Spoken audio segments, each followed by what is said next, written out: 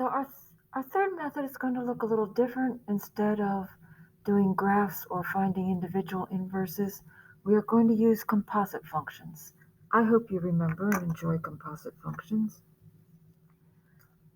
In the last lesson, on the class exercises sheet, you may have done a problem similar to this. Given that f of 3 is 7, and then we're asked what is f inverse of 7, which of course we're just working backwards, so that comes out to 3. And then maybe f of f inverse of 7.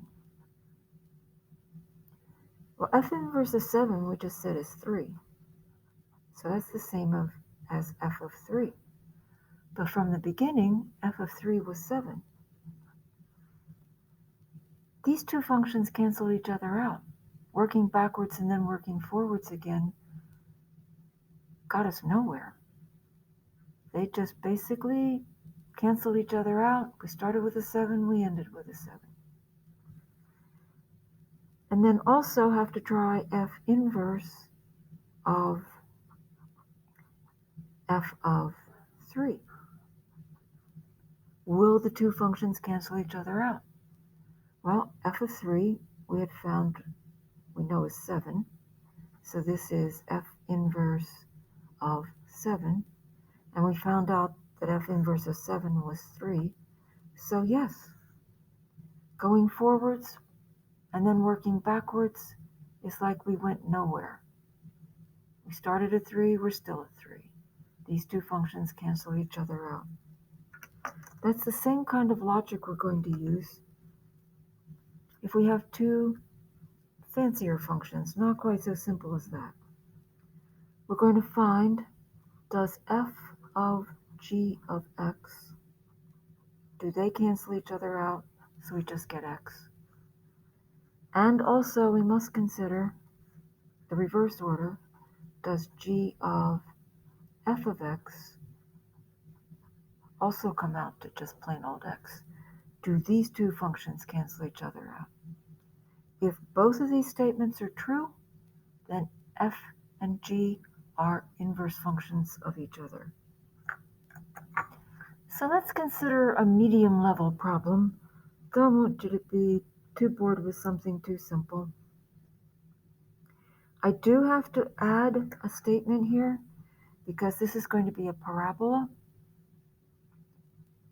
and only want to consider half of the parabola. Going to have to restrict the domain to x being greater than or equal to 4 because the parabola would get moved 4 spaces to the right. And let's see if this is going to work. F of g of x. Well, that means we are going to put this in first and then do the f function operations to it. So that's going to equal f of, oh lovely, square root of x plus 1 plus 4. So all of this is going to go in the f function in place of x. Just in place of x. The minus 4, the squared, and the minus 1 will still be hanging on. So that's going to equal the square root of the quantity x plus 1 plus 4. That's just x.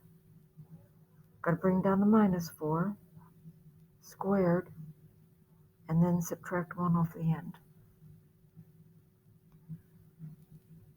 Oh, wow.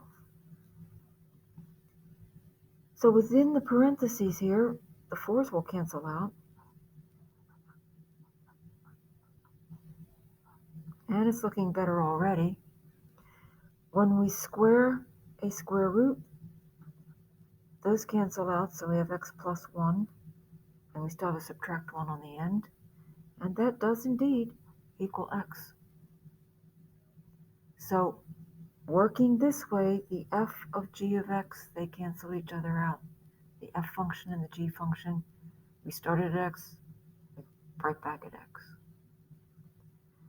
Going to try a similar deal over here. We're going to find g of f of x. See if that will come out to just plain old x. Well, that's going to be g of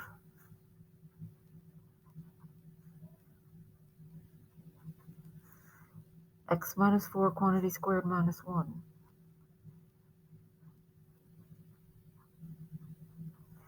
With the proviso that x is going to have to be greater than or equal to 4. I left off a parentheses. So that means all of this is going to go in here. And we will still have the plus 1, we will still have the square root, and we will still have the plus 4. Yay! So this is going to be the square root of x minus 4 quantity squared minus 1. That's just x. And there was a plus 1 already under the radical, and then a plus 4 outside. Well, underneath the radical sign, this minus 1 plus 1, they go.